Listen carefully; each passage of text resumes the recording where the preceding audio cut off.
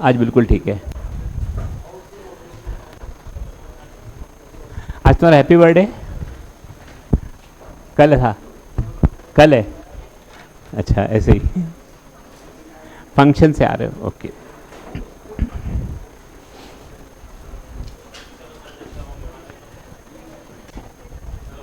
चालू कर दी? पानी की बोतल रखवा देना। देखो, लास्ट क्लास में हम लोगों ने सीखा था प्रिंसिपल ऑफ सुपरपोजिशन।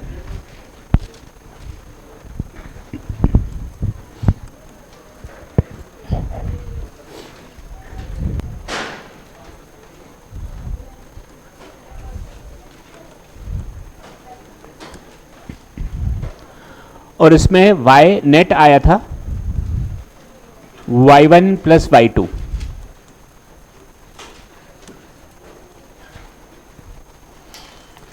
दो वेव सुपर इंपोज करेंगे तो y1 प्लस y2, तीन होंगे तो y1 plus y2 plus y3। इन सब का वेक्टर सम, इंडिविजुअल डिस्प्लेसमेंट का vector sum is equal to net displacement. फिर हम ये सीख रहे थे रेयर मीडियम क्या है और डेंसर मीडियम क्या है। रेयर मीडियम और डेंसर मीडियम। किसी मीडियम में एंटर करने के बाद अगर स्पीड इंक्रीज हो जाती है तो वो मीडियम रेयर रहेगा with respect to first, with respect to first. और अगर किसी मीडियम में आने पर स्पीड कम हो जाती है, डिक्रीजेस, तो ये मीडियम डेंसर रहेगा विथ रिस्पेक्ट टू 1। याद आ गया? इतना हम लोगों ने पढ़ा था। आज हम पढ़ेंगे reflection of wave and stationary wave और स्टैंडिंग वेव।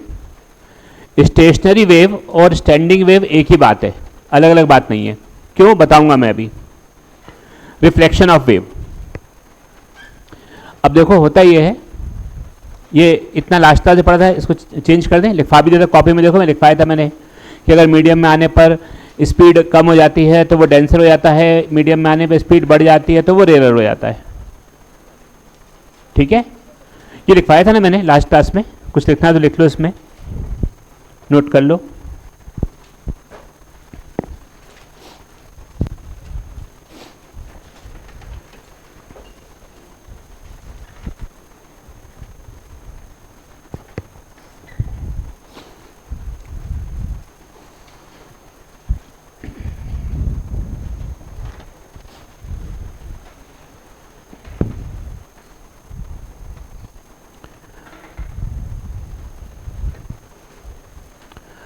अब रिफ्लेक्शन ऑफ वेव, ये रिफ्लेक्शन दो प्रकार से हो सकता है। एक फ्रॉम फिक्स एंड, एक from free and.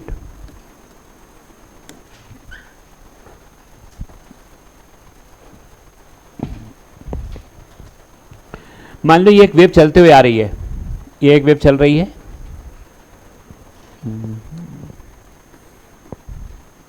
Travelling wave है। रास्ते में यहां पर दीवार आ गई,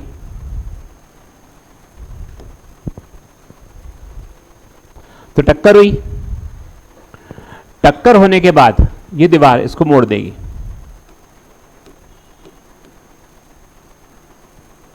तो वापस आ रही वेव। एक वेव लगातार आगे जा रही है, मैं यहां से एक वेव को लगातार आगे भेज रहा हूं, रस्सी को हिला रहे, वेव चली चली चले जा रही वेव, अभी दीवार तक नहीं पहुंची है। ठीक है, अभी बोर्ड पार कर रही है, अब ये पोडियम पार कर रही है, अब ये दीवार के पास पहुंचने वाली है। मेरा हाथ चल रहा है, बहुत सारी वेव चल रही हैं, दीवार पर जाकर टकराई, वहां से एक वेव आई, यहां से मेरी वेव आई जा रही है, वहां से भी एक वेव आ रही है और मेरी वेव जा रही है, तो एक इंसिडेंट है और एक रिफ्लेक्टेड है। दिख रहा है इंसिडेंट और रिफ्लेक्टेड, मेरी लगातार जा रही हैं और वहां से भी एक अब स्टार्ट हो गई आने वापस की तरफ, वो आगे आ रही है, मेरी आगे जा रही है, फिर कभी ना कभी दोनों आपस में मिली, सुपर इम्पोज हुई, तो एक नई वेव बनती है, ये एक नई वेव बनती है। तो जो व्हाइट वाली वेव है इसको हमने बोला इंसिडेंट वेव, ये वाली वेव, और जो ये वेव है जो वापस आ रही है इसको हम बोलते हैं रिफ्लेक्टेड वेव। और अभी जो रिफ्लेक्शन हुआ है वो फिक्स एंड से हुआ है, तो जो पार्ट नीचे था अब वो ऊपर हो गया, पलट गया, तो यहां पर जो फेस चेंज है वो हो रहा है पाई से, 180 डिग्री से फेस चेंज होता है। हाँ, yes, rebound, with action and reaction are equal and opposite, Newton law भी हो गया यहां पर, टकराया तो उसके अपोजिट वेव डेवलप हो गई, एक्शन एंड रिएक्शन, और फेस डिफरेंस 180। इतनी बात समझ में आई? जैसे मैं यहां पर लिखता हूं आने वाली वेव की इक्वेशन, मैं लिखी इसके लिए, अभी मैं फ्री हैंड में रोक देता हूं इसको, मैं इस वेव की इक्वेशन लिख रहा हूं, y1 is equal to a sine omega t minus के एक्स। बताइए वेव पॉजिटिव डायरेक्शन में भाग रही है कि नेगेटिव डायरेक्शन में? कैसे मालूम पड़ा? दोनों के साइन अपोजिट है, ओमेगा टी और के एक्स का साइन अपोजिट है, तो पॉजिटिव डायरेक्शन में भाग रही है। अब दूसरी जो वेव है y, बोलो a sine omega T plus के एक्स, समझ में आ रहा है क्या? यस और? ये किधर भाग रही है, नेगेटिव डायरेक्शन में, पॉजिटिव, लेकिन इसके अंदर फेस चेंज पाई से और हो चुका है, ये देखो, नेगेटिव में भागने के साथ साथ, नेगेटिव में ऐसे नहीं भाग रही कि नेगेटिव में ऐसे भाग रही हो, ऐसा नहीं कर रही, नेगेटिव में टकराई और टकरा के ऐसे नहीं जा रही, उल्टा जा रही है, मतलब फेस चेंज भी पाई हो चुका है, तो रिफ्लेक्टेड वेव की इक्वेशन है वही हो जाएगी। ये है मेरे पास इंसिडेंट वेव की इक्वेशन, और ये है मेरे पास रिफ्लेक्टेड वेव की इक्वेशन, और बेटा sine 180 plus theta, sine 180 plus theta कौन से क्वाड्रेंट में? 180 plus theta, sine 180 plus theta, negative के पॉजिटिव? नेगेटिव, और साइन 180 प्लस थीटा, तो इस वाई रिफ्लेक्टेड को मैं ऐसा भी लिख सकता हूं माइनस ए साइन ओमेगा टी प्लस के एक्स। अगर इंसिडेंट वेव की इक्वेशन ये है तो रिफ्लेक्टेड वेव की ये भी हो सकती है और ये भी हो सकती है, दोनों बातें सेम टू सेम है। इतना समझ में आया? तो जब रिफ्लेक्शन फ्रॉम फिक्स एंड है तो फेस चेंज पाई होगा, लिखो इसको पहले फिक्स एंड से, रिफ्लेक्शन फ्रॉम फिक्स एंड,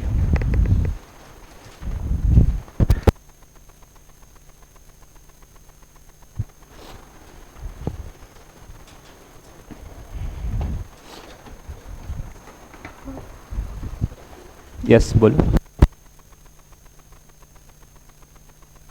आ रही है और जा रही है, सुपर इम्पोज करेंगे, जब नई वेव बनाएंगे तो इन दोनों को जोड़ दूंगा, अभी जोड़ा नहीं है, मैं जोड़ूंगा।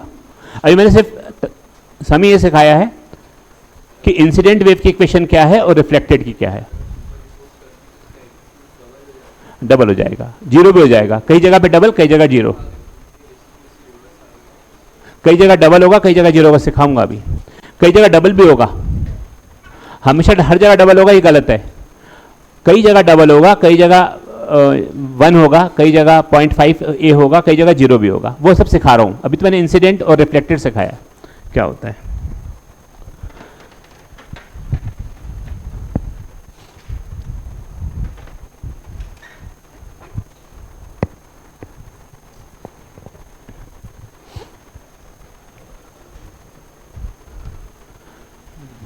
ठीक है,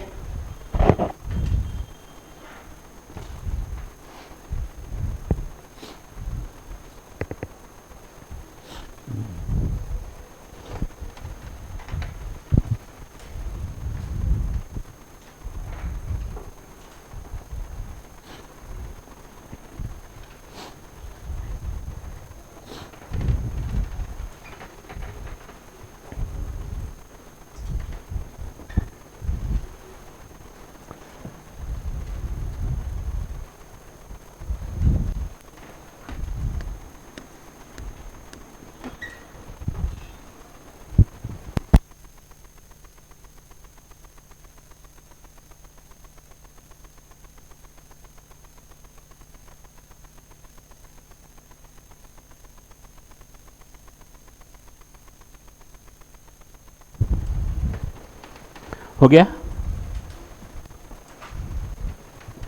बोलो, रह गया किसी बच्चे का? चेंज करूं? लिखना है जल्दी।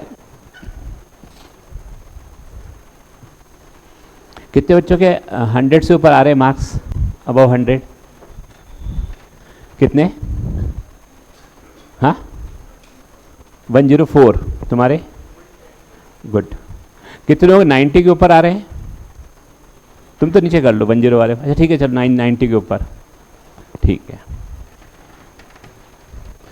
इस पेपर में थोड़े मार्क्स कम होना स्वाभाविक था। क्यों? क्योंकि गैप हो गया था, पेपर चल रहे तुम्हारे, और गैप हो गया था 15 दिन का करीब करीब, तो वो पढ़ाई का टच छूट गया था। वरना सब बच्चों के नंबर बढ़ रहे थे धीरे धीरे। अब वापस वो बढ़ाना स्टार्ट कर दो, क्योंकि छुट्टियां आ गई थी बीच में, तुम्हारे स्कूल एग्जाम स्टार्ट हो गए थे, उसकी तैयारी भी चल रही थी, बहुत सारी चीज़ें साथ साथ कर रहे थे, तो आना कम था। मुझे मालूम है कम आएंगे नंबर, 10, 20, 50 नंबर कम हो जाएंगे, बट वो अब वापस बढ़ाने हैं अपने को। कोई बात नहीं, आगे फिर बढ़ाओ, अपने हाथ में तो है सब। नंबर बढ़ाना, नंबर कम करना। नहीं पढ़ोगे तो नंबर कम होते जाएंगे। अब पढ़ना स्टार्ट कर दो। Reflection from free and.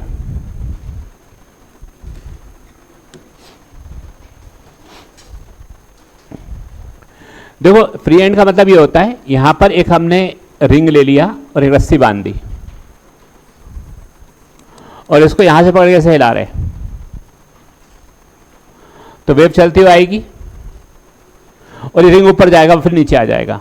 अब टक्कर नहीं होगी रिजिड एंड से, फ्री एंड से टक्कर होगी, तो रिंग ऊपर नीचे जाएगा। और जब इस केस में वापस आता है ना, तो यहाँ फेस चेंज नहीं होता, फेस चेंज 0 ही रहता है, सेम। तो जैसी वेव गई थी वैसी की वैसे सेम टू सेम एक और वेव आ रही होती है। सुपर इम्पोजिशन होगा बट वेव सेम रहेगी।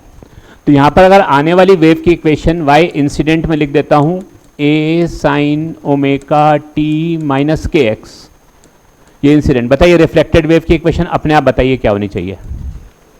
बोले a sin, बोलो ओमेगा t प्लस के एक्स या माइनस के एक्स, और प्लस कुछ नहीं, क्योंकि फेस चेंज हुआ ही नहीं।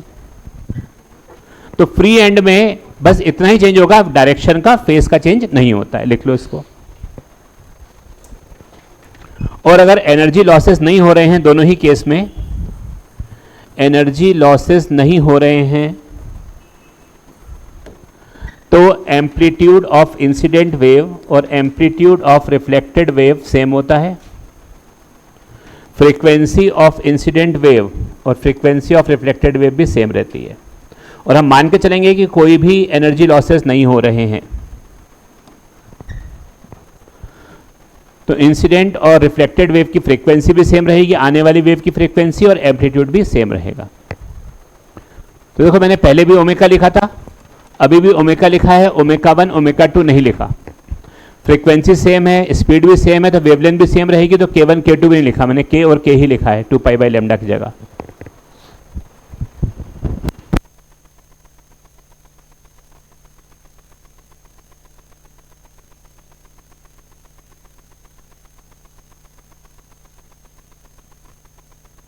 पूरा मतलब एक्सप्लेन करूंगा, क्या क्या मैंने बनाया है, क्या हो रहा है, क्या क्या चीजें हैं, कैसे स्टेशनरी वेव बनेगी। अभी से सिखाया कि क्या करने वाले हैं हम, अभी क्या पढ़ने वाले हैं वो सिखाया है।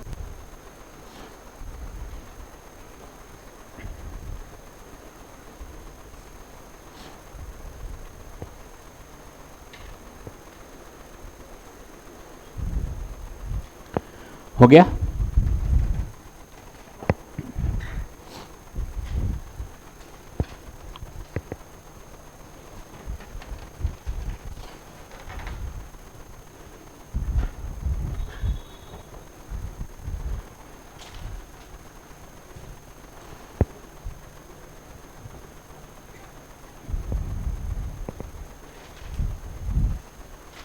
Fix and free and. Fix and को हम डेंसर मीडियम में मान सकते हैं, फ्री एंड को हम रेयर मीडियम में मान सकते हैं, ऐसा हुआ है। तो इतनी बात समझ में आई। एक चीज मैं और सिखाऊंगा, अभी ज़्यादा इंपॉर्टेंट नहीं है इसलिए अभी रोक रहा हूँ उसको। जब रेयर मीडियम में जा रही तो क्या होगा, डेंसर मीडियम में जा रही तो क्या होगा, वो आगे कभी काम आएगा 12th में, तो एक बार पीछे बता दूंगा कभी, अब से ने आगे। ये बताओ, sine C plus sine D का फॉर्मूला कितने बच्चों को याद है? या किसी को भी याद है क्या? Sine C plus sine D, anybody? हाँ, अच्छा, एक दूसरे को नहीं बताओ, अब मुझे बताओ। हाँ बोलो, मैं लिख दूंगा बोर्ड पे, तुम बोलोगे। बोलो, क्या नाम है तुम्हारा? हाँ बताओ, कुछ नहीं नाम है? आयशा, बताओ आंसर, कुछ बोल रही तुम। हाँ तो कुछ और बताओ, जो बोल रही थी बताओ। हाँ क्या? साइन सी इंटू डी, अच्छा साइन कॉमन निकाल लिया, वेरी गुड, शाबाश, साइन कॉमन निकाला, सी प्लस डी, सही है? सही है गलत है? हैं? साइन बाहर निकाल लिया, सही तो है, साइन बाहर निकाल लिया, अंदर बचेगा सी और अंदर बचेगा, हाँ क्या? एंगल, हाँ हाँ, जैसे ऐसे लिखा है साइन 30 प्लस साइन 60, तो उसमें क्या है, साइन बाहर निकाल लो, 30 प्लस 60 साइन 91, हाँ हाँ, तो सही है गलत है? हैं? गलत है ये सही नहीं, ऐसा नहीं कि क्या साइन 30 प्लस साइन 60 की वैल्यू 1 थोड़ी होती है, 1/2 प्लस √3/2, तो √3 प्लस 1/2 होती है, ऐसा नहीं कि साइन कॉमन निकाल के बैठ गए अपन, बोला आओ चलो खत्म काम, ऐसा नहीं, ठीक है? क्या होता है फॉर्मूला, और की बताएं, चलो कम से कम किसी बच्चे ने बोला तो सही, हिम्मत तो करी बोलने की। गलत है कोई बात नहीं, गलत होने दो, गलत से कुछ दिक्कत नहीं है। ट्रिग्नोमेट्री में पढ़ा था बेसिक मैथ्स में, 2 sine C plus D by 2 cos C minus D by 2, ये फॉर्मूला होता है, ठीक है? Sine C minus sine D,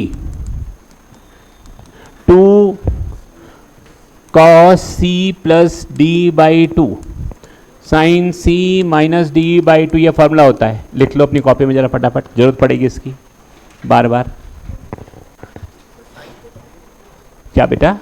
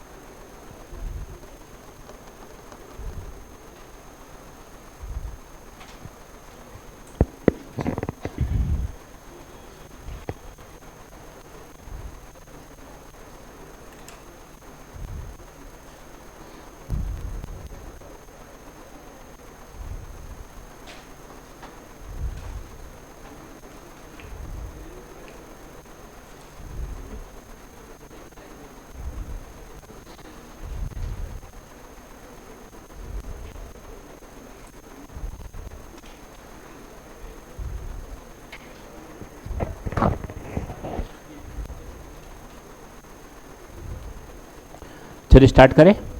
अब देखो इधर, मान लो अभी रिफ्लेक्शन हो रहा है फ्रॉम फिक्स एंड, हम ही मान के चलते हैं ना, फिक्स एंड से रिफ्लेक्शन वाला केस कर रहे हैं, फिर फ्री एंड। अब जो मैंने पढ़ा था उसका पूरा फील अपन यहाँ पर देखेंगे, क्या उसकी फीलिंग पूरी यहाँ पर रहेगी। अब जो मैं पढ़ाने वाला हूँ उससे समझ में आएगा कि हम पढ़ रहे थे, क्या क्या सीखा हमने। स्टेप बाय स्टेप वापस रीस्टार्ट कर रहे हैं उसको, फ्रॉम फिक्स एंड। अभी अपन न्यूमेरिकल नहीं करेंगे, सीसी क्यों नहीं करेंगे, पहले अपन कंसेप्ट सीखेंगे पूरे। जब कंसेप्ट आ जाएंगे तो फिर वो न्यूमेरिकल सॉल्व हो पाएंगे तुमसे। सीधे बैठो बेटा,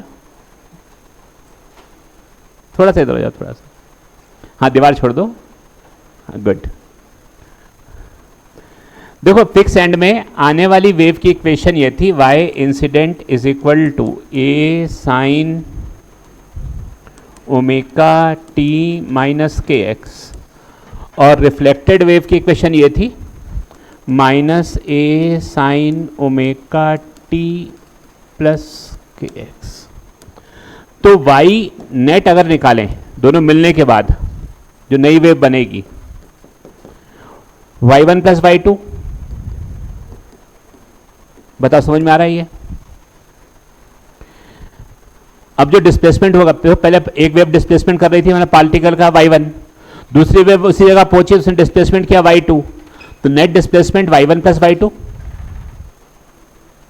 एक वेव पहुंची, देखो ये वेव आ रही है, एक वेव यहां से भी आ रही है, दोनों वेव एक पार्टिकल के पास पहुंची। ये वेव डिस्प्लेसमेंट कराती है पार्टिकल का y1, इसके कारण डिस्प्लेसमेंट है पार्टिकल का, मान लो अगर एक ही वेव पहुंचती तो डिस्प्लेसमेंट y1, एक ही वेव पहुंचती डिस्प्लेसमेंट y2, दोनों एक साथ पहुंच गई, तो डिस्प्लेसमेंट कितना है इस पार्टिकल का? y।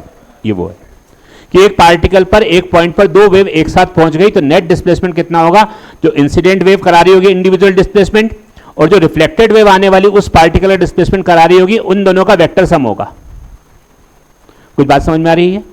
तो यहां पर बताओ इंसिडेंट वेव ने डिस्प्लेसमेंट कितना कराया है? वो कराया ए, और रिफ्लेक्टेड वेव ने वो कराया है। अगर मैं ए बाहर ले लूं तो इक्वेशन ऐसे बन जाएगी क्या? साइन ओमेगा टी माइनस के x minus sign omega T plus के एक्स। बताइए, ए कॉमन ले सकते हैं, हम साइन कॉमन ले सकते हैं, लेकिन ए तो कॉमन ले सकते हैं। तो इक्वेशन क्या ऐसी बन जाएगी? देखो जरा, ए, इसमें ए क्या है? What is a? है एम्पलीट्यूड किसका? इंसिडेंट वेव का। और वाला ए क्या है? और दोनों का एम्पलीट्यूड सेम है कि अलग अलग है? सेम, इसलिए हमने मान के चल रहे हैं कि एनर्जी लॉसेस है ही नहीं, जीरो हैं। मतलब कंपोनेंट वेव के एम्पलीट्यूड ए हैं, ये याद रखना है अपने को।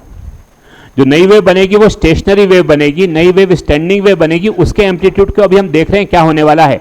बट अभी तो इतनी बात चल रही है, जो कंपोनेंट वेव हैं, इंसिडेंट वेव और reflected wave are also called component waves. इनको हम कंपोनेंट वेव भी कहते हैं।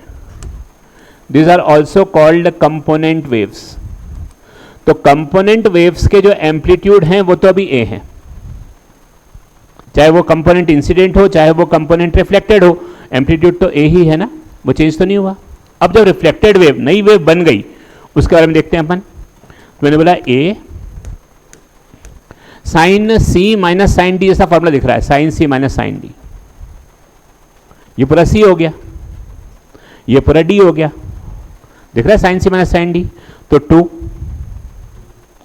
Cos C plus D by 2, हाँ, cos C plus D by 2, और साइन क्या होगा? साइन के साथ देखोगे तो ये साइन, चलो पहले कॉस लिख देते हैं, कोई बात नहीं। Cos C plus D by 2, omega T minus के X plus omega T plus के एक्स गया 2 ओमेगा टी बाई 2 यानी ओमेगा टी। एक तो ये हो गया, चेक करो जरा cos C plus D by 2 को।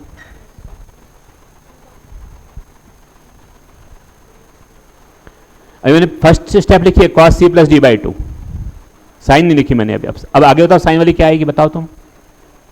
Sign C minus D by 2, omega T minus के एक्स माइनस ओमेगा टी गया, माइनस के x minus 2 k x upon 2, तो फिर माइनस के एक्स आ जाएगा। बताओ, ये समझ में आ रही है इक्वेशन? वो formula cos C plus D by 2 into sine C minus D by 2। और साइन माइनस थीटा कौन से क्वाड्रेंट में होता है बताइए? ये याद कराओ, मैं सिखाया था साइन 0 माइनस थीटा लिखते हैं, याद आया? साइन 0 माइनस थीटा कौन से क्वाड्रेंट में? फोर्थ क्वाड्रेंट में। साइन कैसा, नेगेटिव या पॉजिटिव? तो साइन माइनस थीटा मतलब हो जाएगा माइनस साइन थीटा। तो इसको मैं माइनस साइन के एक्स लिख सकता हूं, माइनस बाहर लिखा तो माइनस 2 a माइनस 2, और एक्स वाली टर्म को पहले लिख रहा हूं साइन के एक्स, और साथ में हो जाएगा कॉस ओमेगा टी। बताइए समझ में आ रहा है क्या?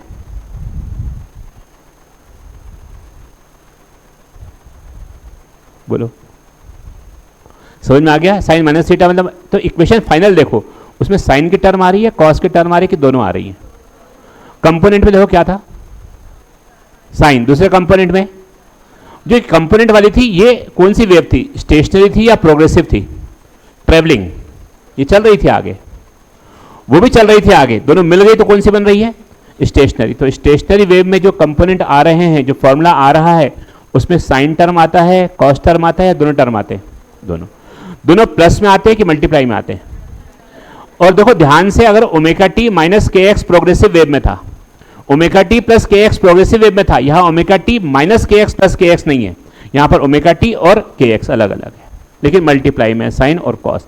तो एक नई वेव आ गई मेरे पास, जिसमें से अब जो पूरी वेव होगी, जो ये पूरा होगा ना इसके अंदर नेट डिस्प्लेसमेंट, इसमें से इसको हम बोलते हैं amplitude. This is called amplitude, amplitude.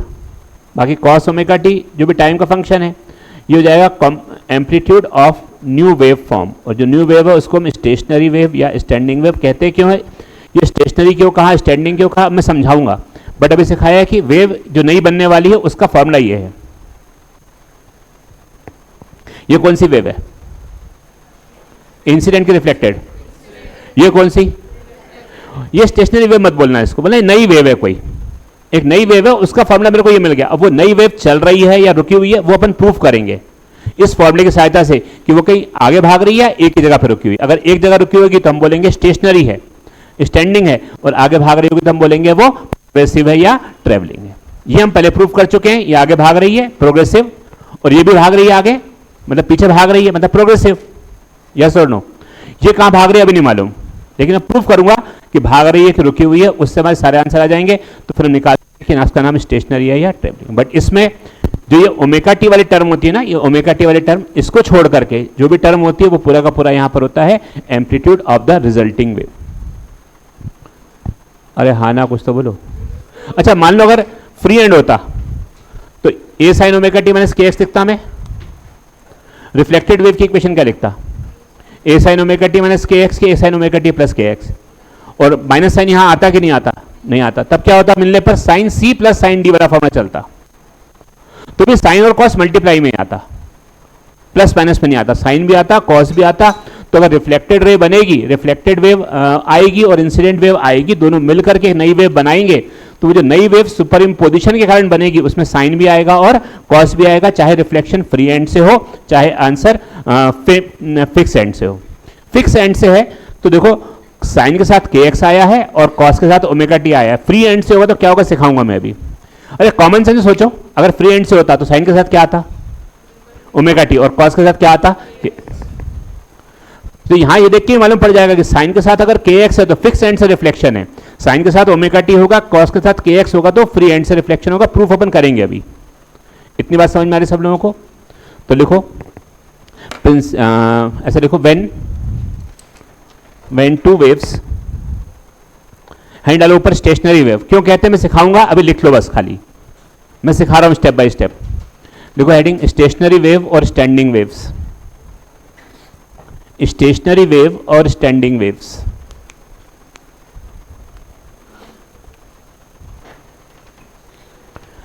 और स्टैंडिंग वेव्स, मैं तुमको बोला, तुम्हें बात भी मान ली मेरी कि हाँ सर कहते नहीं, क्यों कहते हैं वो सिखाऊंगा, अभी सिखाया नहीं मैंने, वो बस खाली बोल रहा हूं नाम उसका। when two waves of same frequency and same amplitude, when two waves of same frequency and same amplitude traveling in opposite direction, when two waves of same frequency and same amplitude traveling in opposite direction, traveling in opposite direction,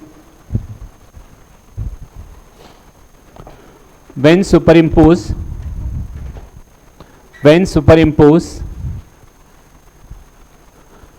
then stationary wave is formed, then stationary wave is formed। और लिख लो फिर stationary wave का formula, when reflection occurs from fixed end,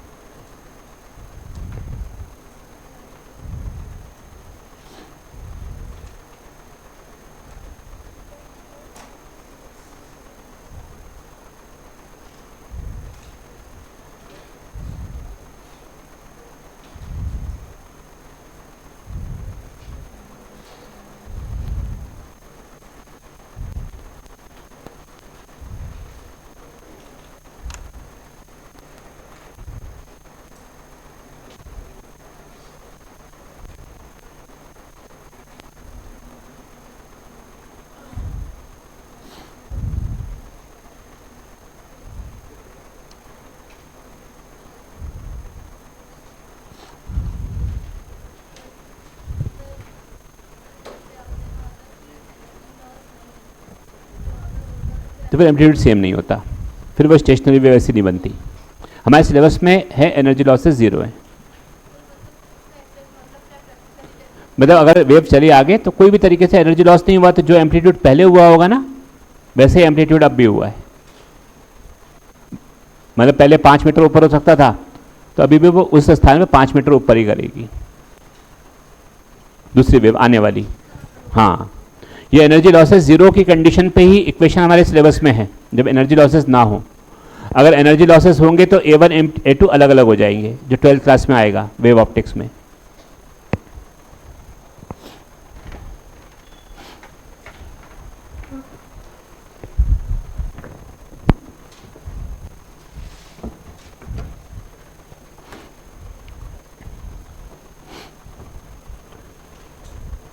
सबसे ज़्यादा NEET मतलब mechanics में से आता है। मैकेनिक्स के चैप्टर हैं यूनिट डायमेंशन से लेकर के रोटेशनल तक, फिर फ्लूइड मैकेनिक्स और फिर एसएचएम वेव।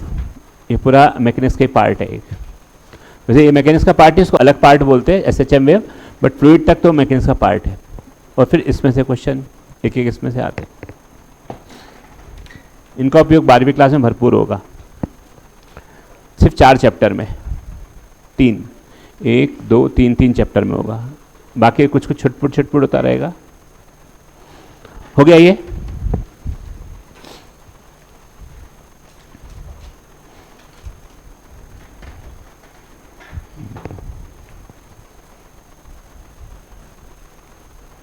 हाँ बोलो ताहा, कुछ पूछना है?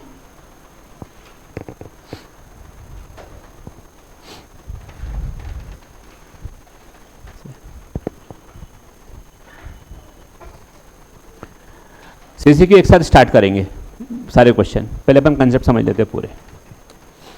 आओ, क्यों इसको स्टेशनरी वेव बोला, अब इसकी कहानी अपन सीखेंगे। नहीं लिखा तुमने अभी? लिख लिया? लास्ट है क्या? किसका रह गया? चलो देखो इधर, अभी जो रिजल्टेंट वेव आई थी मालूम नहीं कैसी थी, स्टेशनरी थी, क्या थी, वो कुछ नहीं मालूम। अब इसके बारे में हम सब चीज़ें पढ़ेंगे, उसको अब एनालाइज करते हैं पूरा। उसका जो नेट डिस्प्लेसमेंट आया था, नेट एम्पलीट्यूड आया था -2a sin kx, ऐसा अपन मान के चलते। ये एम्पलीट्यूड आया था नेट। बाकी कॉस तो टाइम के साथ चेंज होता जाएगा, एक्स एम्पलीट्यूड यही आया था ना, तो नेट का एम्पलीट्यूड मैंने लिख दिया अभी खाली। अब मैं यहां से स्टार्ट करता हूं। मान लो मैं चलता हूं,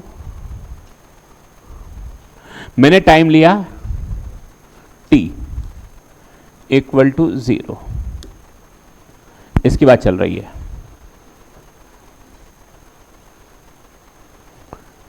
ऐसी इक्वेशन है, देख देता हूं पूरा मैं। y = ये एम्पलीट्यूड था -2a sin kx cos ωt, ऐसी इक्वेशन आई थी।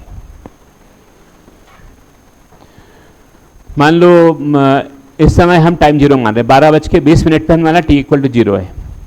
t 0 मतलब ये नहीं कि 0 से घड़ी स्टार्ट हुई, जिस समय से हमने प्रैक्टिकल स्टार्ट किया उसको हम t = 0 मान के चलेंगे। सीधे बैठो। ये पूरी वेव बनने का टाइम कैपिटल T होता है ना, यूं गई फिर यूं आई, कैपिटल T। आधा टाइम कितना होता है? ये अच्छा, ये टाइम ऊपर तक का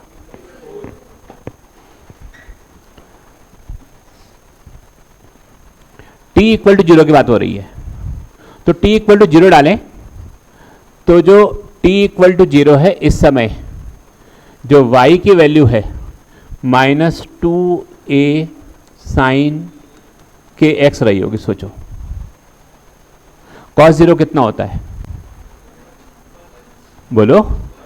तो y की वैल्यू ये रही होगी t = 0 पर। t = 0 पर y, what is y? Net displacement of particle है ना। आप इसको फील करना, सब चीजें इसके अंदर। जो y है नेट डिस्प्लेसमेंट ऑफ पार्टिकल। अब मान लो आपसे बोले कि ओरिजिन पे पार्टिकल है, या 2 मीटर की दूरी पे पार्टिकल है, 5 मीटर की दूरी पे पार्टिकल है, कहीं पे भी सीधे बैठो बेटा, सीधे बैठो। कहीं पे भी पार्टिकल है t = 0 पर, बताओ उसकी पोजीशन कैसी होगी? तो बता सकते हो क्या? आप इस फॉर्मूले में वैल्यू पुट करो, बोलेंगे x = सीधे बैठो, इसको बोला आप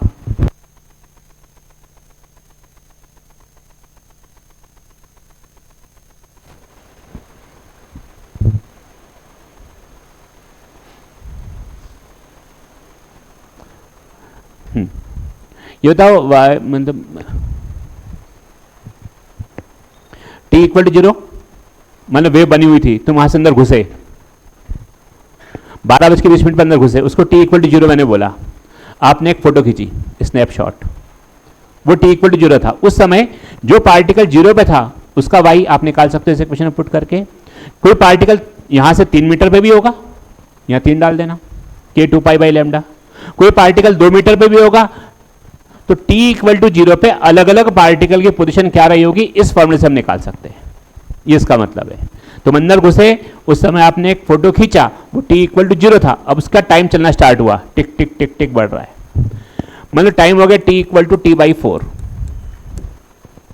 तो देखो y की equation -2a sin kx cos 2 π/t into t/4, T गया π/2, cos 90 कितना बोलो 0, तो y इक्वल टू 0। मजेदार चीज है, बहुत अच्छी चीज है, समझना इसको क्या बोलने वाला हूं मैं, समझना सब चीज। जब तुम अंदर घुसे, कितने बजे घुसे थे अंदर? 12:20 पे, वो टाइम t इक्वल टू 0 था।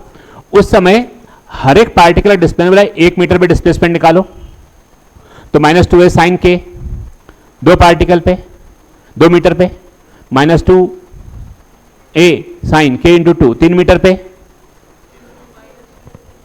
0 मीटर पे। तो हर पार्टिकुलर डिस्प्लेसमेंट सेम आएगा कि अलग अलग आएगा?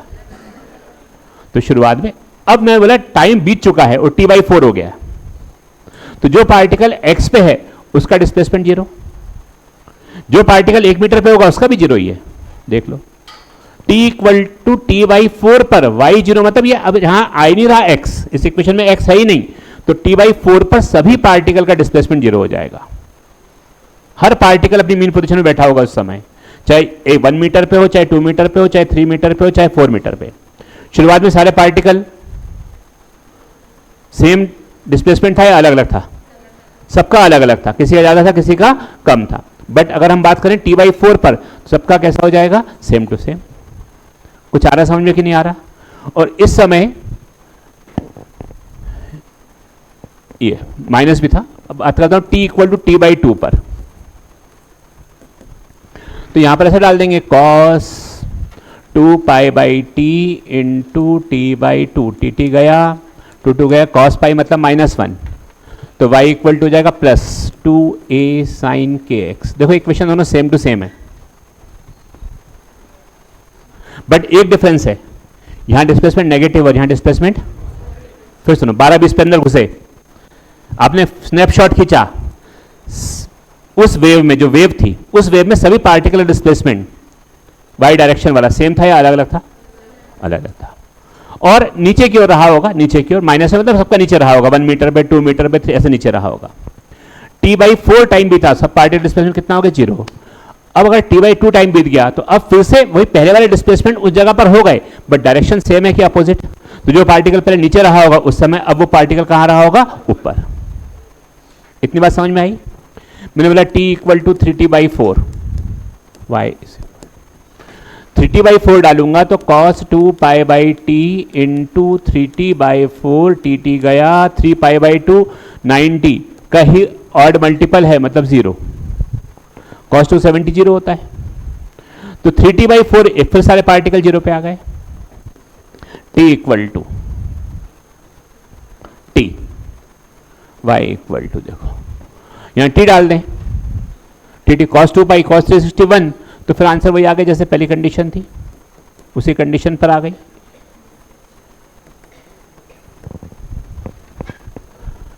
ये बात सबको समझ में आ रही है? पक्का? फिर कैसे वेव बन रही है बता रहा हूं, हाँ बोलो, वो बता रहा हूं, वो मैं बता रहा हूं, अभी ग्राफ बनाऊंगा पूरा, वेव बनाऊंगा पूरी, समझ में आ जाएगा कैसे 0 पे है, कैसे अलग अलग पूरी, सब बता रहा हूं, एक एक करके बता रहा हूं। इसको देखो पहले, हाँ बोलो। 3t/4 पे T/4 देखो, वो अभी करूंगा ना, मैं करूंगा, इसका पूरा करूंगा, इसको नोट कर लो, बोर्ड चेंज करके मैं कर रहा हूं मैं, यानी बोर्ड पे वापस नहीं स्लाइड पीछे करूंगा, तुम लोगों की कॉपी में तुम आंसर बोलते हो चलना, बस मैं वेब जब बनाऊंगा तो इसलिए लिख लो पूरा। ये हो रहा है एनालिसिस ऑफ रिजल्टिंग वेव। अगर तुम्हें ये एनालिसिस समझ में आ गया तो न्यूमेरिकल अपने आप बन जाएंगे, वरना तो कई बार तो वो वेव सोचने में दिक्कत होती है, वेव जो बनी है कैसी यार, क्या है उस वेव में, ये अपन एनालिसिस कर रहे हैं पूरा उसका। और अभी रिफ्लेक्शन है फ्रॉम द फिक्स एंड।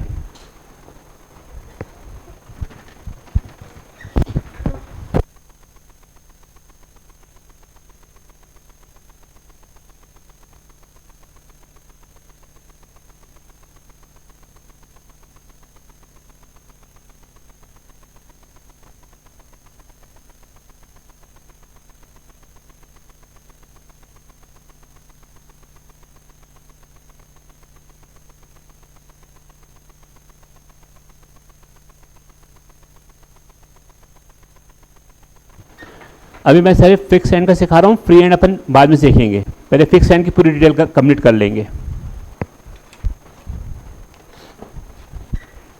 ये ढंग से समझ में आ गया तो आगे फिर चैप्टर समझने में दिक्कत नहीं होगी, ये समझ में नहीं आया तो आगे फिर ज़्यादा टाइम लगेगा, ये आ गया तो फिर फटाफट बनेंगे।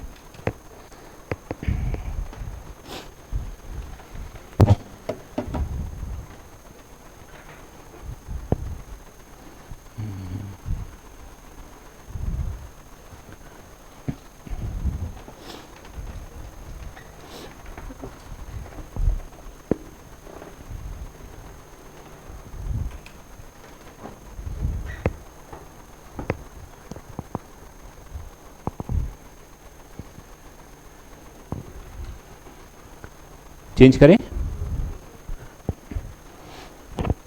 तुम ये वैल्यू तुमसे पूछूंगा तो याद रखना, सारी वैल्यू याद कर, कॉपी में लिखी हुई है, मैं तो डायग्राम बनाऊंगा, इस खाली ग्राफ बनाते हुए चलूंगा।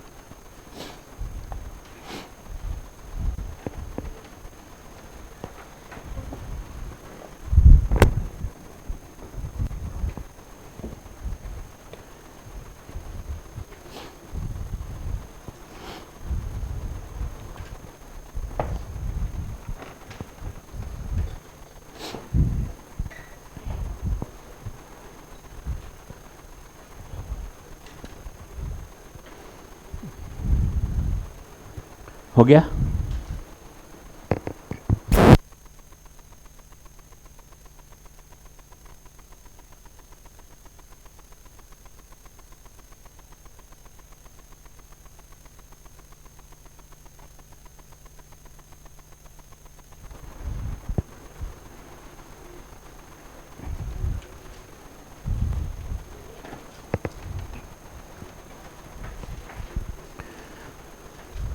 चेंज करें, नहीं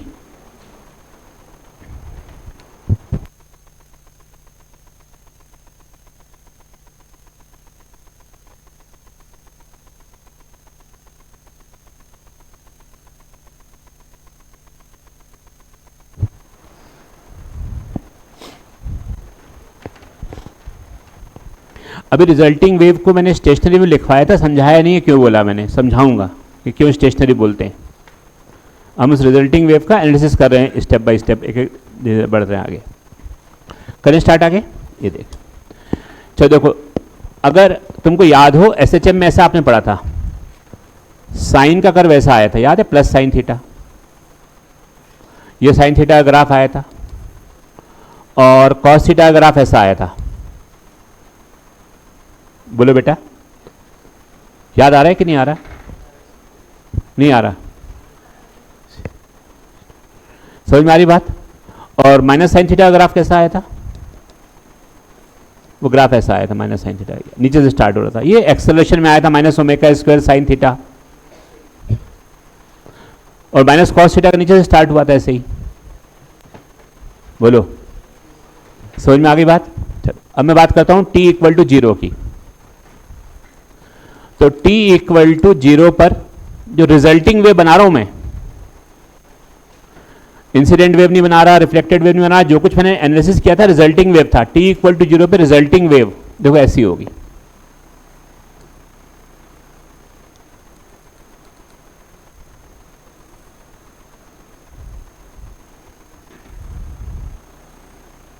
सोचो,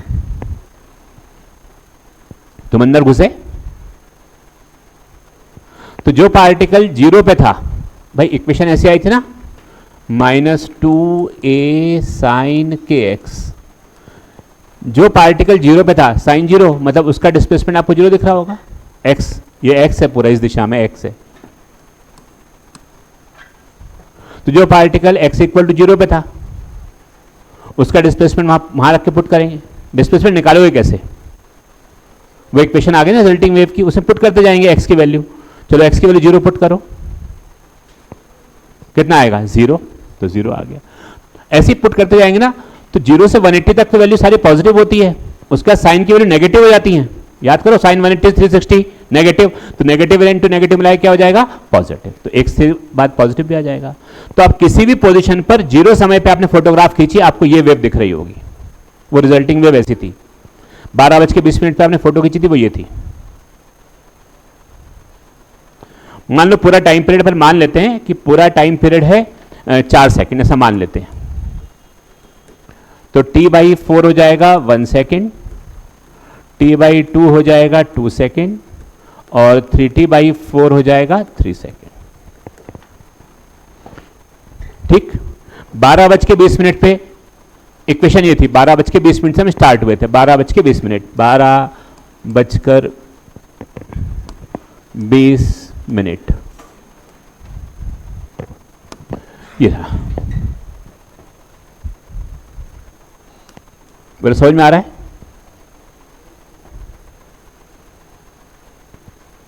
तुम अंदर घुसे और घुसते से बैठ गए, जैसे ही बैठे तुमको बैठ के अब देख रहे हो तुम पिक्चर, तो पिक्चर में तुमको दिखा वेव ऐसी बनी हुई थी, मैं फोटोग्राफ खींचा वेव। अब 12:21 हो गए, मतलब टाइम t/4 हो गया,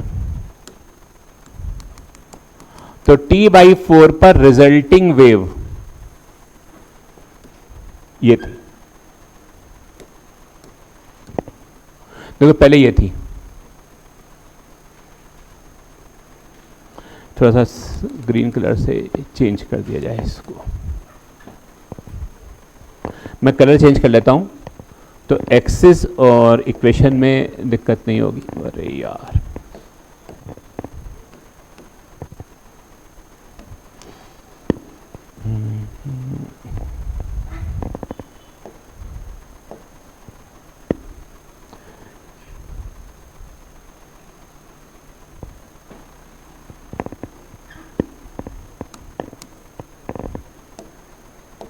t इक्वल टू 0 पर वेव ऐसी थी।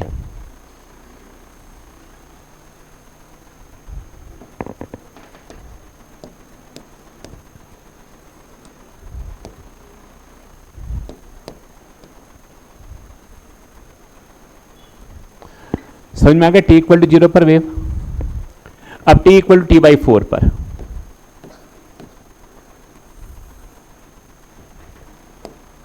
कहीं पे भी कोई सा भी डिस्टेंस हो, यहां पर y इक्वल टू 0 आए देख लो, तो वेव ऐसी हो जाएगी। किसी भी डिस्टेंस पर हर पार्टिकुलर डिस्प्लेसमेंट 0। ये देखो, ये पार्टिकल नीचे आ रहे हैं, ये ऊपर जा रहे हैं, किस टाइम पे, ये इस वाली केस हो, ये किस टाइम की बात है, ये बोलो बोलो, t इक्वल टू 1 मिनट बाद ये वापस आए और ये भी वापस आ गया। ये पहले ये थे, अब 1 मिनट में वापस ये वापस आ गए, ये भी वापस आ गए, दिख रहा है दोनों वापस आ गए, यस और नो। तो इसका डिस्प्लेसमेंट भी 0 और इसका डिस्प्लेसमेंट, हर पार्टिकुलर डिस्प्लेसमेंट 0। तो t/4 टाइम के बाद हर एक पार्टिकुलर डिस्प्लेसमेंट कितना होगा, चाहे कहीं पे भी हो पार्टिकल, वो कितना हो जाएगा, 0। चाहे किसी का शुरू में डिस्प्लेसमेंट ज्यादा था, यहां आ गया, इसका यहां था, ये यहां आ गया, इसका यहां था तो ये नीचे आ गया, इसका यहां था तो वो नीचे आ गया। शुरुआत में ये जा रहे थे, शुरुआत में ये गए, फिर t/4 पे यहां आ गए, मतलब ये हो गया, ये 0 पे यहां थे ऐसे, फिर यहां आ गए t/4।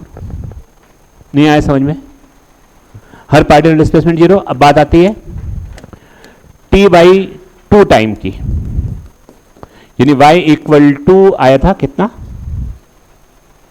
प्लस आया था क्या, मतलब जो नेगेटिव में था प्लस पॉजिटिव में हो जाएगा, जो पॉजिटिव में था वो नेगेटिव में।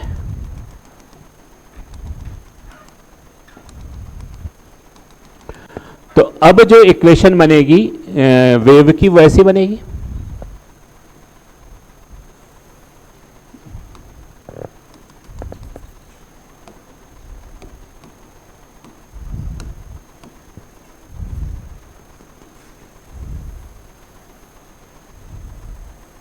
ये देखो शुरुआत में पार्टिकल यहां था जब तुम घुसे थे, तो ऐसा था घुसे थे अंदर 12-20 पे, फिर ये यहां आया होगा, फिर ये ऊपर ये नीचे हो गया, देख रहा ऊपर नीचे हो गया, मतलब फेस चेंज हो गया इनका।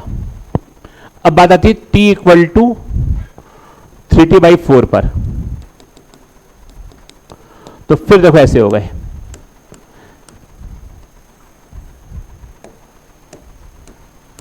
ये ऐसे हो गए, फिर देखो ये नीचे आ गए, ऊपर आ गए, और फिर t इक्वल टू टी पर सेम टू सेम जो पहले था,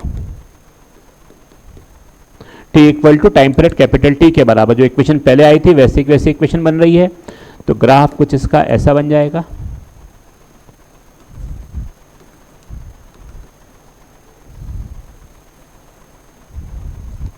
बताइए ऊपर की जैसा।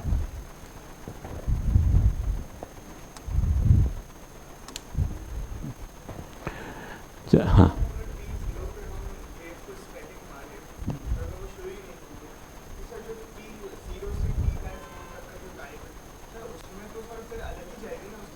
t इक्वल टू 0 पे ये वेव बनी हुई थी, तुम आए थे, ये वेव चलती हुई बनी हुई थी। हाँ स्टैटिक, यहीं से स्टार्ट हुई है बस, इस पार्टिकल पर अलग पॉइंट था, इस पर अलग, इस पर अलग। तुम आए थे तो वो बन चुकी थी, ये वो कंडीशन है, तुम आए और बनी हुई तुमको दिख रही है t इक्वल टू 0 पर। हाँ पहले नहीं, ये 0 हर दो पहले से एक्सट्रीम पे नहीं बोल सकते उसको, ये एक्सट्रीम पे पार्टिकल, ये तो एक्सट्रीम पे नहीं ना, ये भी नहीं है एक्सट्रीम पे, हर पार्टिकल अलग अलग पोजीशन पर है स्टेशनरी वेव में, सब एक्सट्रीम पे एक साथ नहीं होते, सब एक्सट्रीम पे नहीं है। सोर्स पॉइंट,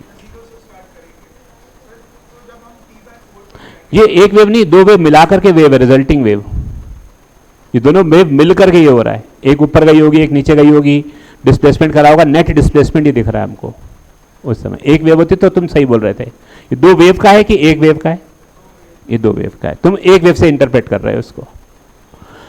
तो ऐसे हो रहा है, हुआ क्या देखना, ऐसे हो रही वेव, ये ऐसे ठीक, फिर ये हुई, फिर ये हुई, फिर ये हुई, और वापस टी टाइम का ये हो गई, ये पूरा एक टाइम इंटरवल टी, देखो ऐसे हो रहा है। यहीं पर वेव ऊपर नीचे पार्टिकल ऑसिलेट कर रहे हैं पूरे पूरे, इतनी बात समझ में आ रही है।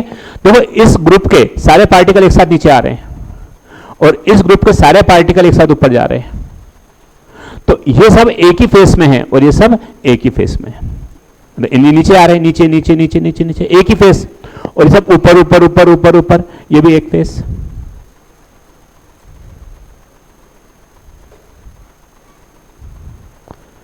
बात समझ में आ रही है। अच्छा फिर देखो क्या बेटा, y इक्वल टू 0 पर, y इक्वल टू 0 कहाँ है ये, हाँ y इक्वल टू 0 सभी एक जैसे, हाँ अपोजिट फेस में क्यों नहीं है, आ गए, हाँ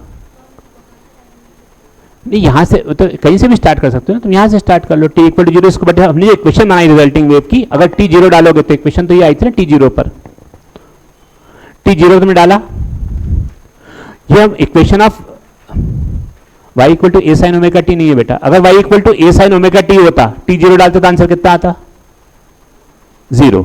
ये ऐसी इक्वेशन है ये वाली। इस वेव के लिए हम पढ़ रहे हैं कि एक कोई टाइम कोई ना कोई फिक्स तो करना पड़ेगा, 12:20 को t इक्वल टू 0 पुट कर दिया अपन ने, वो यहां से भी हो सकता था, तुम जो बोल रही हो कि सर हम यहां से स्टार्ट करते इसको t इक्वल टू 0 इसको बांधते, ठीक है इसको बांधते, तो ये कंडीशन उल्टी हो जाती बस खाली। लेकिन t इक्वल टू 0 पर जब t इक्वल टू, अगर स्टेशनरी वेव बन चुकी है, ये वाली वेव बन चुकी है, तो t इक्वल टू 0 पर सब पार्टिकल कहीं ना कहीं नाच रहे होंगे, वो उसका मतलब है, कुछ ना कुछ डिस्प्लेसमेंट रहा होगा, वो हम t y equal to a sine omega t अगर होता तो सब पार्टिकुलर डिस्प्लेसमेंट जीरो होता, but a sine omega t तो नहीं है, कॉस भी तो है उसके अंदर। तो हम रिजल्टिंग वेव के बारे में सोच रहे हैं, तो वो टी इक्वल टू जीरो अभी तक जो पढ़ा था हमने वो खाली प्रोग्रेसिव वेव के लिए था। ये नई वेव के लिए टी इक्वल टू जीरो पे ये कंडीशंस होती है।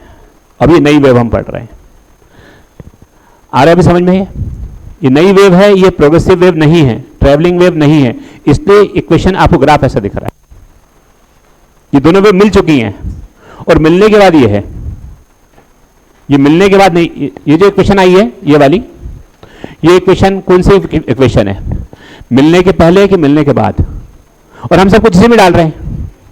जब सब कुछ इसी में डाल रहे हैं तो जो नई वेव बनी है वो मिलने के बाद नेट डिस्प्लेसमेंट कितना है वो बताया जा रहा है। हो सकता है कि आने वाली का जीरो हो, दूसरे आने वाले का जीरो नहीं हो, कुछ भी हो सकता है। वो ये नई वेव का एनालिसिस हम कर रहे थे। अभी क्लियर है ये? सुनो, ये बताओ, देखना यहां पर जब तुम घुसे थे अंदर,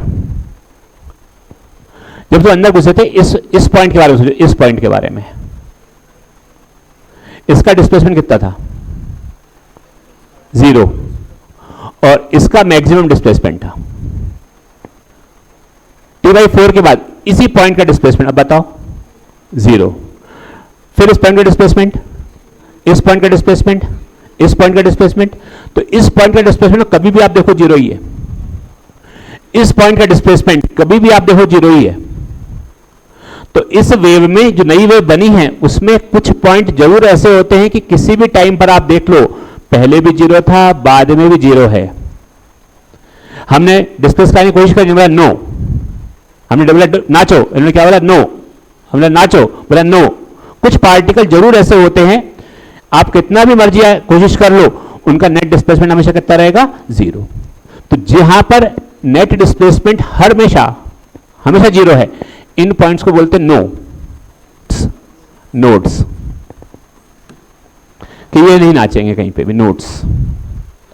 बाकी सारे पार्टिकल नाचेंगे, ये भी नाचेगा, ये भी नाचेगा, सब नाचेंगे, ऊपर नीचे नापेंगे, पर कुछ पार्टिकल इसमें जरूर ऐसे होंगे कि टाइम के साथ इनकी पोजीशन चेंज नहीं होगी। टाइम बीतता जा रहा है, टाइम के साथ डिस्प्लेसमेंट फिक्स है, टाइम चेंज हो रहा है, डिस्प्लेसमेंट फिक्स है, कोई चेंज नहीं हो रहा, तो उन पॉइंट्स को हम क्या बोलते हैं? नोड्स। तो नई वेव में एक नया टर्म आएगा अभी, नोड्स, और फिर एक आएगा अभी एंटी नोड्स। तो वो एंटी नोड्स क्या होता है सिखा रहा हूं, बट नोड समझ में आ रहा है? नोड की डेफिनेशन क्या हो गई? वो पार्टिकल्स जो किसी भी टाइम पर डिस्प्लेसमेंट कितना शो करेंगे? जीरो। वेव चलती रहे, बनती रहे, हमें कोई मतलब नहीं, वो पहले भी जीरो था, बाद में भी उन पॉइंट का डिस्प्लेसमेंट कितना रहा है? जीरो। इतनी बात समझ में आई? ये भी एक नोड, ये भी नोड, और ये भी नोड, और ये भी नोड, और ये भी नोड, और नोड के बीच की दूरी होती है λ/2। देखो, पूरी वेव बनेगी तो लैम्डा, आधी वेव बनेगी λ/2। तो नोड और नोड के बीच का डिस्टेंस कभी हमसे पूछा जाए, जो पूछते पेपर में इंपॉर्टेंट भी है, इट इज इक्वल टू जो वेव रहेगी उसकी वेवलेंथ का डिवाइड बाई 2 कर दोगे, आपको मिल जाएगा नोड और नोड के बीच की दूरी। इसमें कोई डाउट? अब मदीहा, हमने जो कुछ पढ़ा है सब रिजल्टिंग वेव के बारे में पढ़ रहे हैं, तुम्हारे दिमाग में जो प्रोग्रेसिव वेव था उसको हटा देंगे अब अपन, और नई वेव जो बनी मिलने के बाद उसकी हम कहानी पढ़ रहे हैं पूरी। ठीक है सर, दोनों के डाउट क्लियर हो गए वाले? T इक्वल टू जीरो वाले रुको, अभी रुको, लिखना मत, समझना है, सब लिखवाऊंगा मैं स्टेप बाय स्टेप लाइन से। हाँ बोलो सभी, कोई डाउट हो पूछ लो।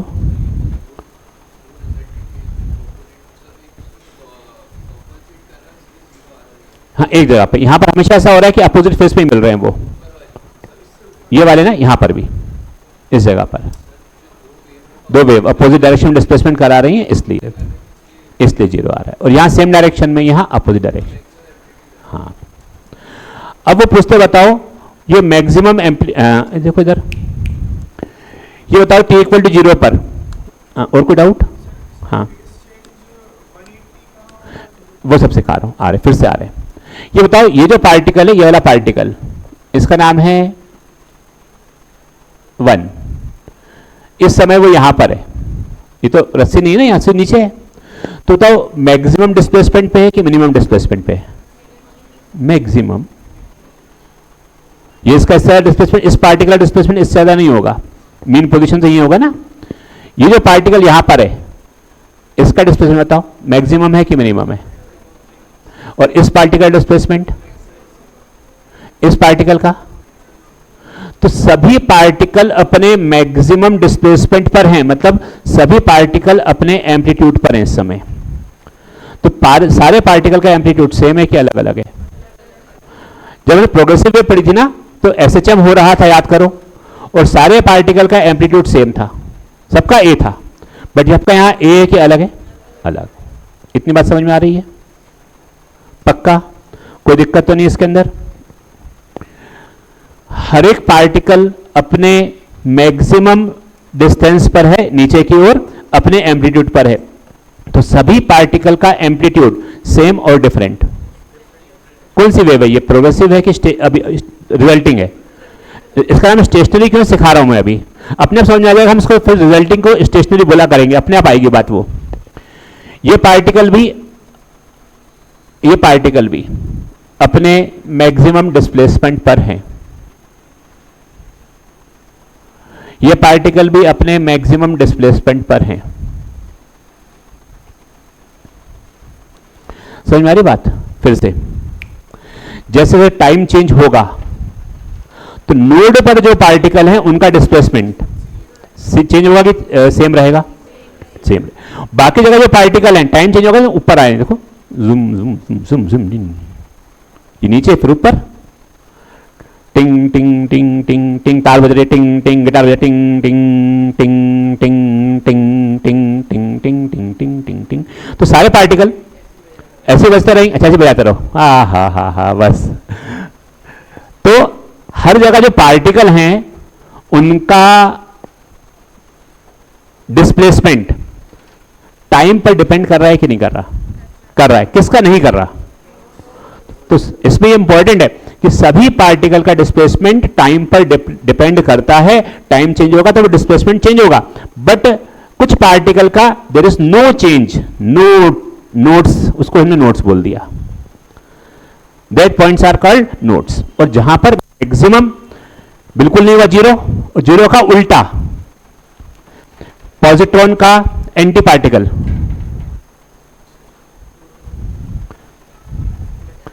इलेक्ट्रॉन का एंटी पार्टिकल, पॉजिट्रॉन। अच्छा, एंटी पार्टिकल नाम सुना है? Particle, anti particle, particle, anti particle. अगर एक पॉजिटिव है तो एंटी पार्टिकल कैसा होगा? अगर एक मिनिमम है तो दूसरा एंटी कैसा होगा? तो जो मैक्सिमम होता है ना, इसको हम बोलते हैं एंटी नोड। ये नोड का उल्टा, इसको हम बोलते हैं एंटी नोड। तो जो मैक्सिमम डिस्प्लेसमेंट सारे मैक्सिमम है अपनी पोजीशन से, उसमें मैक्सिमम में भी सबसे ज्यादा जो मैक्सिमम रहा होगा, that point is called anti node, और इसको हम लिखते हैं यहां पर ए से, नोड का उल्टा, ये है एंटी नोड। ऐसे यहां पर ये हो जाएगा एंटी नोड, ये हो जाएगा एंटी नोड, और ये वाला पॉइंट हो जाएगा सब। ये डिस्प्लेसमेंट मैक्सिमम है कि मिनिमम है? मैक्सिमम। ये भी मैक्सिमम, मैक्सिमम, मैक्सिमम, सारे मैक्सिमम सेम है कि अलग अलग है? मैक्सिमम का भी जो एकदम बाप है, दादा परदादा, सबसे ज्यादा, that is called anti node. Zero का एकदम उल्टा, मिनिमम का सबसे ज्यादा maximum, that is called anti of node, that is called anti node. और इनके बीच की दूरी भी अगर आप देखोगे तो वो अगेन लैम्डा बाई 2, तो एंटी नोड और एंटी नोड भी हो जाएगा लैम्डा बाई 2, और नोड और एंटी नोड पूछेंगे दैट इज लैम्डा बाई 4। बताओ, इतनी बात समझ में आई सब बच्चों को अच्छे से? इतना अपनी कॉपी में अपनी भाषा में जो लिखना लिखो, फिर आगे सिखाता हूं।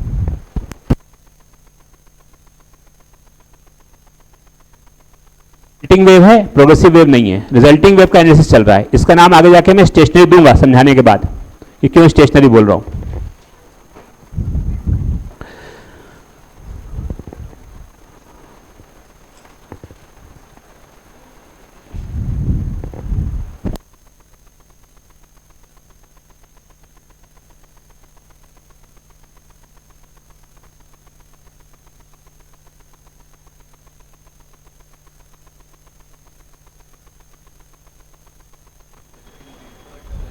यस, तो ये पूछते हैं, वो बता रहा हूं अभी रिजल्टेंट कितना होगा, आगे की कहानी पे सिखा रहा हूं,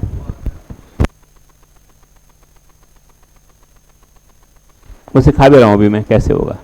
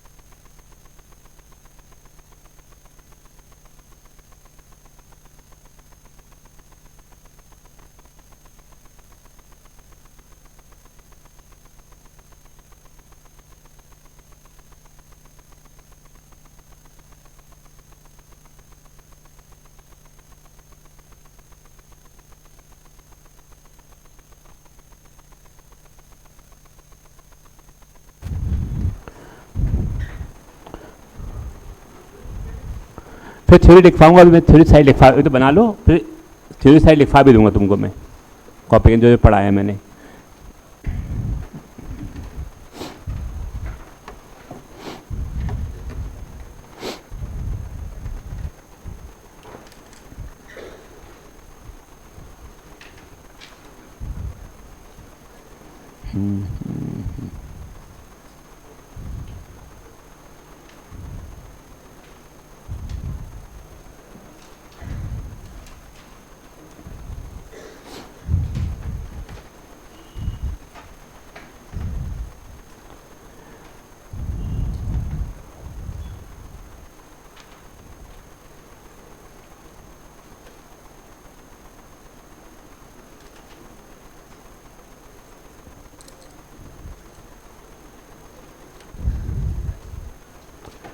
ये बताओ मुझे, हो गया सबका?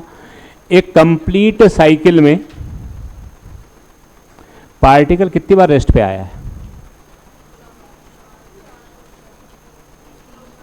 कितनी बार मीन पोजीशन पर आया है? कितनी बार मीन पोजीशन को क्रॉस किया उसने? 2।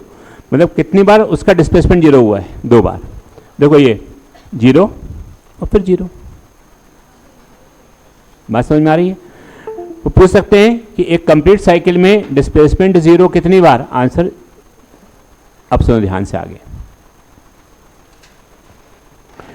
कि बताओ इस नोड और नोड के बीच में जितने पार्टिकल्स हैं उनका फेस सेम है कि अलग है? सेम। वो भी नीचे आ रहा है, सब नीचे आ रहा है, एक ही डायरेक्शन में भाग रहे हैं। समझ में आ रही बात? अच्छा, इस नोड और इस नोड के बीच में बोलो, और इस लूप और इस लूप के बीच में कितना डिफरेंट है? 180 पाई। तो सेम, मतलब नोड और नोड के बीच में जितने भी पार्टिकल्स हैं सब सेम फेस में वाइब्रेट करते हैं, सब सेम फेस में, बट अलग अलग लूप में, एडजेसेंट लूप पे जो पार्टिकल हैं उनके बीच का फेस डिफरेंस कितना होता है? 180 डिग्री। देख लो अपनी कॉपी में, नोड और नोड के बीच में जितने भी पार्टिकल्स हैं सेम फेस में वाइब्रेट करेंगे, और 2 एडजेसेंट लूप में जो पार्टिकल्स हैं उनके बीच का फेस डिफरेंस 180।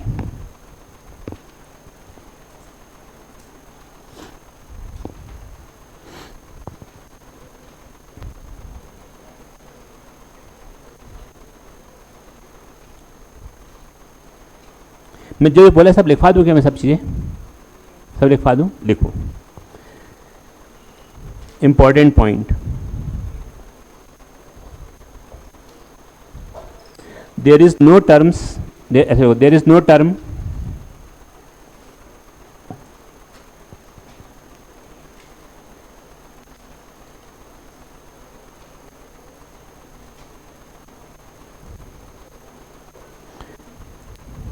ओमेगा टी, हाँ बने टी किसको कहा था? ये नीचे आ रहा है, ये ऊपर जा रहा है।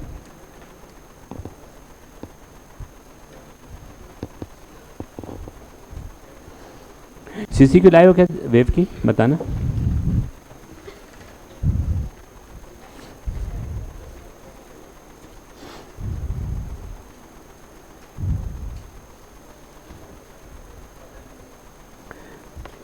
there is no term, पहला point, of omega t minus kx. There is no term of omega t minus kx. ये रिजल्टिंग वेव के बारे में बोल रहा हूं, ट्रेवलिंग वेव के बारे में नहीं बोल रहा है, इंसिडेंट नहीं है, रिफ्लेक्टेड नहीं है, it is resulting. Important point of resulting wave लिखना, important points of resulting wave. There is no term of omega t minus kx as in traveling wave, as in traveling wave.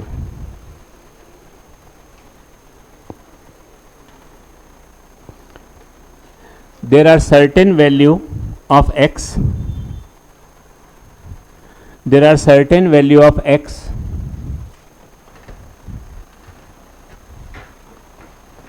there are certain value of x for which net displacement is 0 always.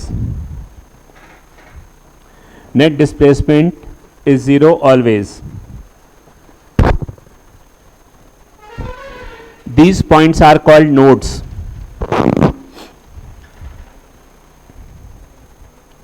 These points are called nodes.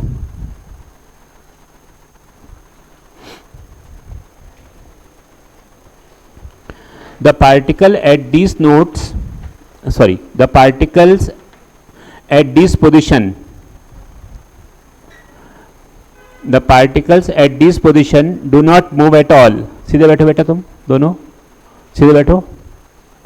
The particle at this position do not move at all.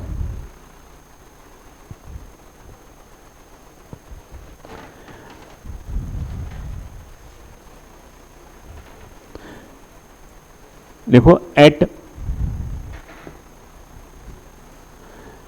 some position particles have maximum amplitude. At some position particles have maximum amplitude.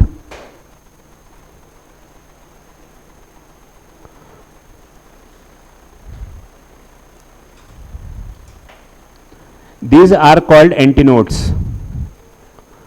These are called antinodes. Maximum displacement at some position, maximum displacement, these are called antinodes. And maximum amplitude is 2a. ये मैं बताऊंगा, proof करूंगा. And maximum amplitude is 2a.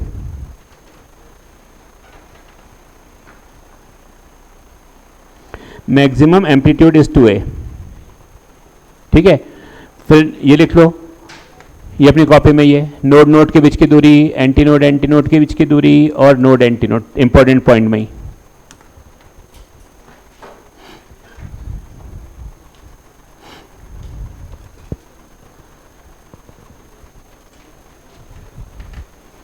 ठीक है, अगला point देखें. In stationary wave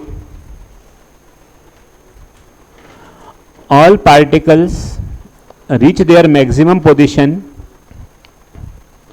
In a stationary wave all particles reach their maximum position at same time.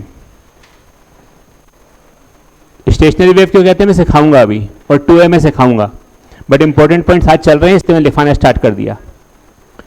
In stationary wave all particles reach their maximum position at same time. ये बात समझ में आ रही है?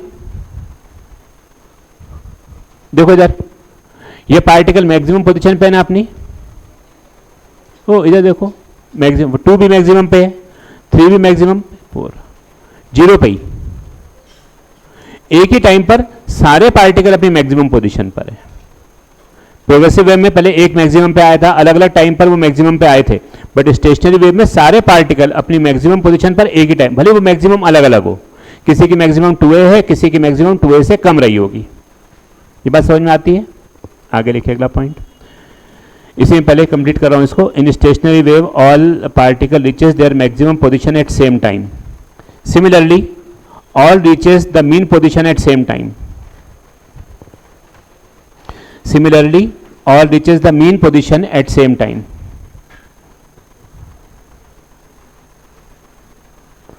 All reaches the mean position at the same time. If a stationary wave is formed on a thread, if a stationary wave is formed in a thread, if a stationary wave is formed in a thread, thread या string कुछ भी लिख सकते हैं, thread और string कुछ भी लिख दो. Then thread will appear straight. Then thread will appear straight at 2 instant. Thread will appear straight at 2 instant in one time period. At 2 instant in one time period.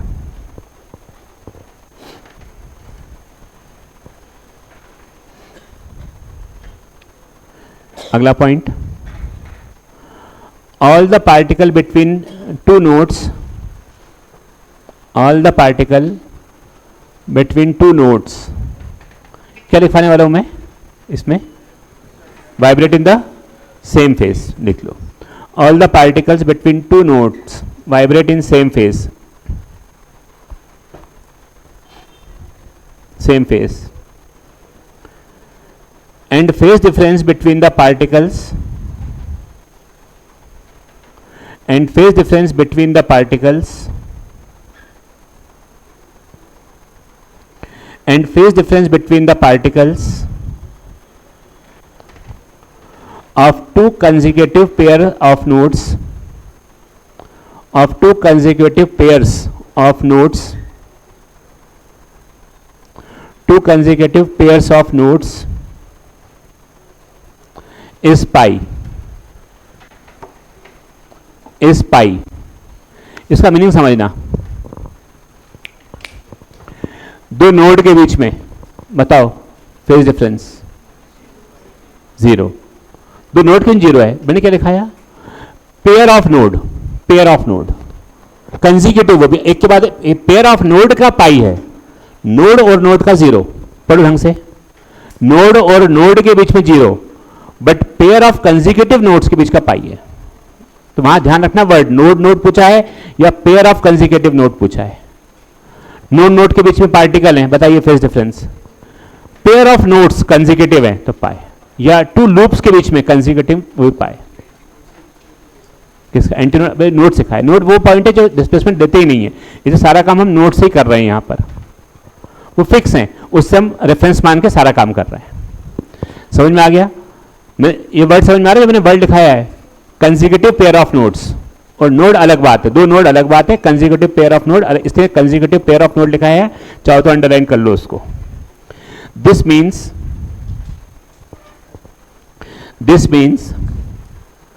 when all the particle between two nodes, this means when all the particle between two nodes are at positive extreme,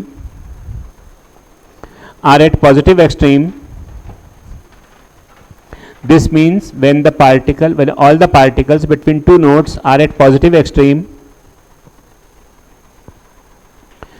then the particles between the consecutive nodes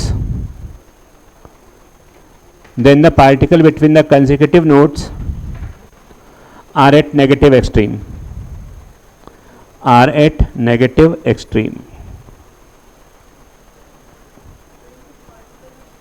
two consecutive nodes are at, अगर दो node के बीच में वो positive extreme पे हैं तो अगले consecutive दो नोड्स के बीच में वो नेगेटिव एक्सट्रीम पर होंगे।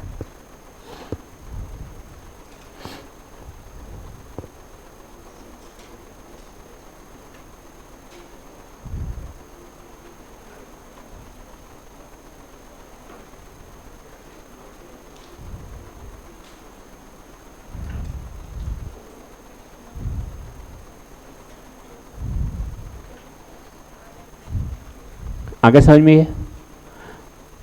पक्का? अगली 15 मिनट का ब्रेक दे रहा हूं तुमको मैं, अभी चाहिए ब्रेक ना? तो 15 मिनट का ब्रेक दे रहा हूं तुमको मैं। अगली क्लास में 15 मिनट पहले मैं इस टॉपिक को कंप्लीट करूंगा, इसको हटाना मत, ऐसे रहने देना। इसको एनर्जी कंप्लीट करूंगा, इसका कोई स्टेशनरी वेव बोलते बता दूंगा, फिर ही केटीजी स्टार्ट करूंगा, क्योंकि तो कल फिर से सिखाना पड़ेगा पूरा ये। ठीक है? 15 मिनट अपन इसको कंटिन्यू करेंगे, फिर केटीजी स्टार्ट करेंगे, इसको ऐसे ही रहने देना।